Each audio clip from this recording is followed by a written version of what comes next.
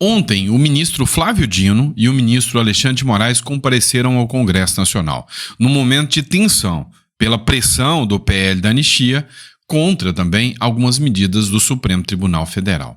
Mas não parou por aí. Hoje, o Flávio Dino tomou uma nova medida. Medida essa que o jornal O Globo caracterizou como fogo cruzado e espera uma retaliação por parte do Congresso Nacional contra o ministro do STF, ex-ministro da Justiça, Flávio Dino. A gente vai analisar o que seria esse fogo cruzado. Qual foi essa medida do Flávio Dino que impacta tanto assim o Congresso Nacional? Outro ponto também é que o Trump vai anunciar novas medidas de sanções, né? E agora o Brasil, na quarta-feira, já pode ser um dos alvos das ações do Donald Trump. Em compensação, o Congresso Nacional se juntou, né, para dar uma espécie de retaliação, ou seja, aprovaram um projeto de lei, e aqui diga-se de passagem, tanto aliados do Bolsonaro quanto petistas se juntaram para fazer um projeto chamado Projeto da Reciprocidade, mas está mais considerado um projeto da retaliação, e todos pretendem aumentar aí, né, o discurso contra Donald Trump. Há quem diga que os bolsonaristas estão apoiando, não só para defender o agro, mas porque querem ver o Lula bater de frente com o Trump também, para ver qual vai ser o resultado. E na sua opinião, o que você acha sobre isso? Outro ponto também que a gente vai discutir nesse editorial ainda é uma matéria da Jovem Pan. Pois é, a oposição prometeu, não levaram muito a sério. Mas ontem a retaliação já começou. Derrubaram a CCJ e uma outra comissão e prometeram derrubar o plenário também. Disseram que vão travar tudo enquanto o Mota não cumprir a sua palavra e colocar em votação, né, o PL da anistia. Também é interessante falar, né, de uma derrota que aconteceu do governo Lula. Pois é, ontem o governo Lula acabou entrando no embate judicial e na primeira instância tomou pau. Ou seja, saiu derrotado num embate com um importante jornalista brasileiro. A gente vai entender tudo isso aqui, a gente vai falar para você todo o emaranhado de coisas que vem acontecendo no nosso Brasil, mudança de posicionamento da Globo, enfim, muita coisa. Então não esquece de se inscrever, tá? Dá uma força para o nosso canal. Assim, chega mais gente para conhecer o que a gente está discutindo, as matérias. A gente trabalha aqui de forma imparcial, tá? Então, a gente não quer fazer parte de uma bolha. A gente só acredita no Brasil mesmo e ponto. E aí eu quero que as matérias cheguem com você com um ponto de vista imparcial aqui. E se você gosta disso, se você dá credibilidade ao nosso trabalho, inscreva-se no canal aí, né, e ative o sininho para receber todas as notificações. E por fim, né, se você ainda não visitou a nossa biblioteca digital, visita. Tem muito livro bom para você que está querendo inserir no mundo dos investimentos, aprender. Eu recomendo demais O Segredo dos Ricos nos Investimentos. Deixar dinheiro parado hoje é loucura, sem saber blindar esse dinheiro, sem saber proteger esse dinheiro. Então, esse livro traz o segredo das pedras para você, tá bom? Bora começar? Vem comigo então. Olha só. Flávio Dino, ontem ele tomou novamente uma medida que essa interfere diretamente nos congressistas brasileiros. Mexeu no bolso. Pois é, o ministro Flávio Dino suspendeu repasses de emendas PIX para universidades em 8 estados.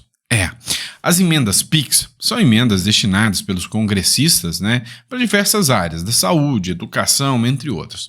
É questionado demais, principalmente pelo nível de corrupção, né, que paira sobre essas emendas, que são consideradas emendas secretas, né? Por quê? Porque você não sabe ao certo quem destinou, para onde vai. E quando a gente fala em dinheiro público sem transparência, meu amigo, essas emendas PIX viram, né, um terremoto.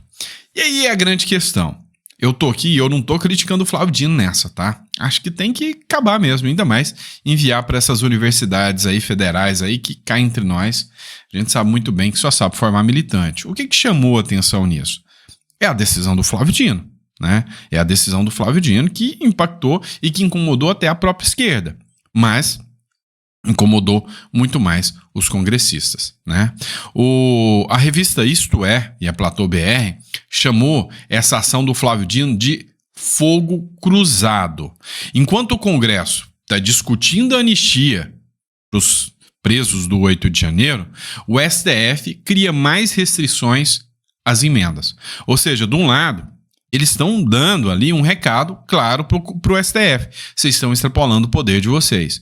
Do outro lado, o Flávio Dino falou, eu vou tirar mais dinheiro de vocês, eu vou restringir ainda mais o dinheiro de vocês. E isso está gerando um embate pesado.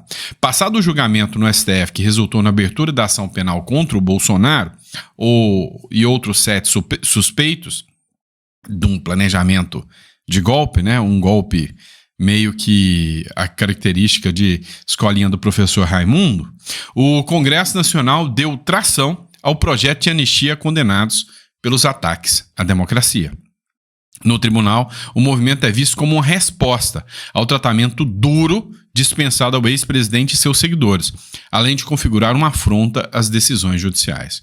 O contra-ataque do Supremo veio nesta terça-feira. Uma decisão de Flávio Dino mostrou que o tribunal continuará exigindo parâmetros de transparência e rastreabilidade como condição para liberar pagamentos de emendas parlamentares. O que acontece aqui? Olha, o STF está certo, não vou falar que ele está errado. O que eu reclamo do STF, o que eu questiono, é o timing disso. Tem um quê político por trás das decisões. Ou seja, vocês não estão voltando naquilo que eu quero. Vocês estão me confrontando. Agora eu vou confrontar vocês com as ações que precisam andar. A Natuza Neri da Globo falou que as ações, né, que estão paradas contra o Centrão voltarão a andar como forma de retaliação do Supremo se o Centrão votar pela anistia. Isso não pode acontecer. Seria até uma espécie de prevaricação do Supremo parar com os processos e segurar processos para retalhar só na hora política que interessa.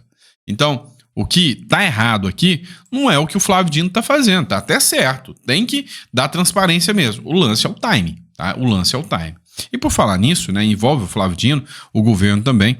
O governo Lula é derrotado em ação na justiça contra Thiago Pavinato. Você deve conhecer o Thiago Pavinato, né? Conhecidíssimo aí no meio do jornalismo. O Eduardo Rocha Penteado, que é juiz da 14ª Vara Federal do Distrito Federal, ele rejeitou uma ação representada pela Advocacia Geral da União contra o jurista e jornalista Thiago Pavinato. O que é a questão? Lembra quando o Flávio Dino teve um vídeo que viralizou, onde ele foi no Complexo da Maré, né, que é um setor lá no Rio, onde há denúncias que é bem dominado pelo tráfico, e aí houve questionamentos que o Flávio Dino entrou com pouquíssima segurança, sendo ministro da Justiça. Pois é, o Thiago Pavinato questionou essa situação. Falou que era um absurdo e que não tem como alguém entrar se não tem, né, a bênção do comando, né, a bênção do tráfico ali. E aí essa ação deu muita repercussão. À época, o ministro Flávio Dino era ministro da Justiça.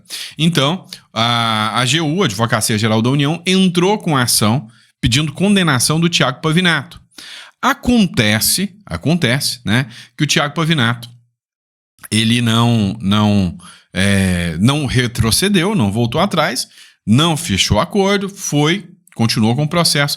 E agora, em primeira instância, o Thiago Pavinato teve vitória, reconheceu que era liberdade jornalística do Thiago Pavinato, né? Ou seja, parabéns ao juiz que proferiu essa decisão. A pena que a gente sabe é que não vai durar muito tempo, né? Logo, logo isso aí tá subindo, tá chegando na mão do STF e talvez até o próprio Flávio Dino julgue aí contra o Thiago Pavinato. O que você acha sobre isso? É possível, aqui é o Brasil. Vamos lá, pessoal, outra demanda que a gente vai discutir aqui é a briga, né, que está rolando entre o Donald Trump e vários países, incluindo o Brasil. Foi o Floriano, né, que fez essa publicação do canal Notícias Relevantes. Trump anuncia tarifas recíprocas nessa quarta-feira e Brasil pode ser um dos mais atingidos. A partir de 2 de abril, os Estados Unidos aplicarão tarifas contra países que mais taxam produtos americanos. A medida pode desencadear uma nova guerra comercial global. Ninguém sabe o resultado dessa guerra comercial global que pode surgir. Então ele vai anunciar, né, países que mais taxam os produtos norte-americanos, como o Brasil, a China, a União Europeia, que serão os países que estarão mais afetados. Aqui no Brasil, nós teremos problemas sérios, tá? Sérios, porque o mercado norte-americano é um mercado exponencial, é um mercado interessantíssimo para nós, exportar para eles. A grande questão é que quando a gente compra, e isso ferra até o próprio brasileiro, no interesse arrecadatório do governo, quando a gente compra e paga caro demais pelas altíssimas tarifas, né? Veja que um carro norte-americano lá dentro dos Estados Unidos, né? Você levando só em consideração o preço, sem frete, sem nada, sai mais barato do que para um brasileiro comprar devido aos altos impostos que incidem sobre tudo isso. Os carros que são montados no Brasil e as peças vêm do exterior, só o preço, né, de imposto sobre importação desses produtos já é absurdamente mais caro. Só que o Itamaraty quer, né, uma resposta. E aí o Congresso Nacional é quem resolveu dar essa proposta, né? Na Câmara dos Deputados foi aprovado ontem um projeto encabeçado pela Tereza Cristina, ex-ministra do Bolsonaro, lembra? E com apoio e adesão total do governo. É o que foi chamado de projeto da reciprocidade. Se me taxa, eu taxo também. Tá certo, não vou falar que tá errado. O problema é que o Brasil taxa muito mais do que é taxado. Então, vai causar uma briga desnecessária. E aí, esse projeto ficou chamado como o projeto da retaliação. Não é da reciprocidade, é da retaliação.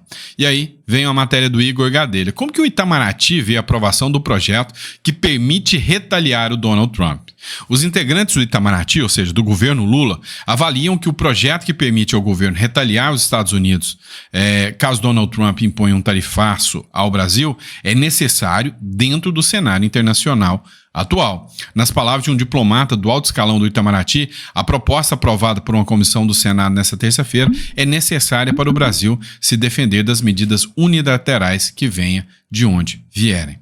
E aí, como eu disse para vocês, essa medida juntou bolsonaristas e juntou governistas contra o Donald Trump. Por quê? Tereza Cristina está defendendo o interesse do agro. Ou seja, peraí, Donald Trump, não vai travar o nosso agro aqui, senão a gente também vai dar reciprocidade. Mas uma coisa é certa, quem vai ser mais impactado nessa história toda vai ser o Lula, tá? E aí, o Bolsonaro, durante a sua gestão, passou por algo impactante, chamado pandemia, onde o preço de tudo estourou. E os petistas tripudiaram em cima do Bolsonaro. O Lula, sem pandemia, sem nada, já está arrebentando com os preços de tudo.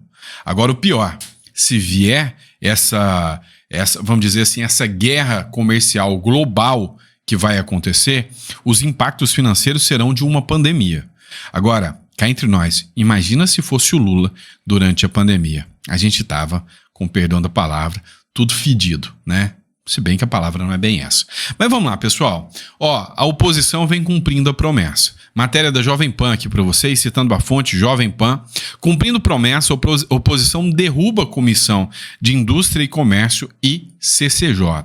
Ou seja, a Indústria e Comércio e a CCJ, que são as mais importantes comissões, foram travadas, mostrando que o PL não está para brincadeira. Vai travar as pautas nas comissões, vai parar os projetos que estão correndo na Câmara dos Deputados enquanto o Hugo Mota não atuar. Isso gera uma complicação grande. Por quê? Porque o Hugo Mota, que está começando aí o seu mandato, sua gestão, bem dizer agora que a galera começou a colocar o popô para trabalhar, né? Já não vai conseguir fazer nada, porque vai começar com uma pauta travada por causa do PL. Olha só, aí, recado do deputado Maurício Marcon, que é do Podemos do Rio Grande do Sul, que deu o recadinho aí. Olha aí, pessoal, mais uma comissão derrubada aqui agora. A CICS, a oposição segue em obstrução até que a anistia seja colocada em votação na Câmara dos Deputados. Foi derrubada também a CCJ, dentre outras comissões. Seguiremos em obstrução até que a normalidade democrática volte a reinar em nosso país. Olha aí. Pessoal, eu apresentei, tá, um projeto de lei, e aí, se Cleitinho ou qualquer outro estiver assistindo, abraça isso aí, tá? Tem que representar agora, chama PEC da Pauta Popular. Eu apresentei isso em 2022 contra o Maio Alcolumbre, tá? 2021, contra o Maio Alcolumbre. A PEC da Pauta Popular fala o seguinte: olha, eu tenho um projeto de lei que foi apresentado pelo povo, iniciativa popular, ou eu tenho um projeto de lei que foi apresentado pelos deputados que foram eleitos, ou eu tenho projetos de lei que foram apresentados até pelo próprio presidente da República. Só o presidente da Câmara ou do Senado travam tudo. Trava tudo. Eu chamo isso aí de poder negativo, né? Ou seja, o poder de travar uma democracia inteira. Poder do presidente da Câmara travar até o próprio povo. Isso é absurdo, é uma aberração. E aí eu criei a PEC da pauta popular. O que é a PEC da pauta popular? Da mesma forma que eu tenho a iniciativa popular de criar um projeto de lei, eu tenho que ter a iniciativa de pauta. Eu vou pegar um projeto, como por exemplo o fim do foro privilegiado. Eu vou pegar esse projeto, ou o projeto da anistia, vou colher assinaturas do povo, equivalente às assinaturas da iniciativa popular, né? Distribuído em 5 estados, da mesma forma. Vou protocolar esse pedido para que o projeto da anistia seja votado. Se o presidente da Câmara ou do Senado não colocar em votação imediatamente, ele responderá por falta de decoro parlamentar. Ele desrespeitou o povo, ele desrespeitou a democracia. Então, se o presidente da Câmara ou do Senado apresentou o protocolo do pedido de pauta popular, não colocar em votação na sessão subsequente que o povo protocolou, que foi protocolado, ele é afastado do cargo, automaticamente o vice-presidente assume e tem que colocar em votação, sob pena de responder também. E se o vice-presidente não colocar em votação, ele já entra na pauta automaticamente, travando todo o Congresso. Esse projeto que eu apresentei chama-se PEC da Pauta Popular. Eu cometi um erro gigantesco. Em 2021, eu entreguei esse projeto na mão do Cajuru, que nunca nem olhou para esse projeto. Agora, o projeto está em aberto de novo, já passou o ano legislativo, o projeto não foi aprovado, pode ser reaprovado. Então aí, Cleitinho ou outros senadores, que tal abraçar essa pauta? Na época, a Cristina Grêmio me ajudou bastante, mas não deu resultado. Mas olha só, se o PL da anistia precisasse andar, eu te garanto que as assinaturas necessárias o povo conseguiria. Mas, fazer o quê, né? Não andou, é o Brasil que a gente conhece. E, desculpa o veneninho aqui, eu entreguei o projeto na mão do Eduardo Bolsonaro. O Eduardo Bolsonaro não quis, por isso que eu entreguei para o Cajuru. Tá? É uma birra que eu tenho com o Eduardo Bolsonaro. Eu entreguei esse projeto na mão do Eduardo e ele não quis protocolar esse projeto. Vamos lá, pessoal. Vamos continuar aqui, ó. Matéria do Jornal Nacional. Pois é, o negócio está dando repercussão. Paraguai cobra explicação do Brasil sobre suposta espionagem de autoridades brasileiras. Meu irmão.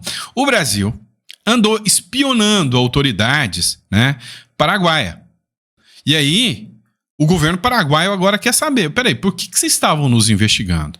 E aí, é até contra a soberania do Brasil o Paraguai fazer uma convocação para um embaixador brasileiro ou para um diplomata brasileiro prestar esclarecimento. Né? O Brasil não tem que responder, mas tá tão feio o que aconteceu, da ABIN ser utilizada para investigar Paraguai numa guerra comercial ali da Itaipu, que o Paraguai quer respostas.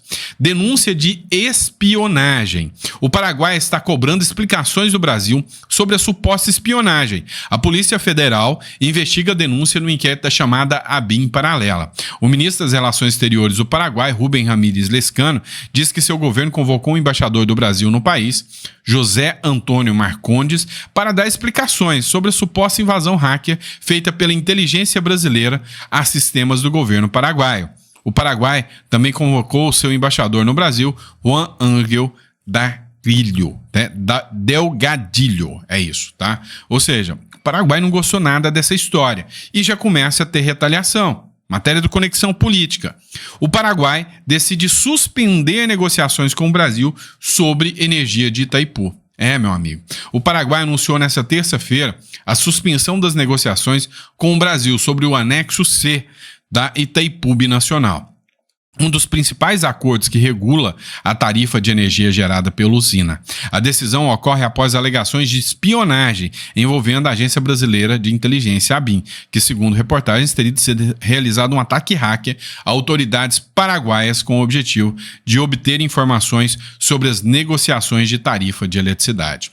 O ministro das Relações Exteriores do Paraguai, Rubem Ramírez Lescano, informou que o Paraguai convocou consultas ao embaixador do Brasil em Asunción del Paraguai. Vamos lá, pessoal. É o seguinte, o que começa a treta aqui?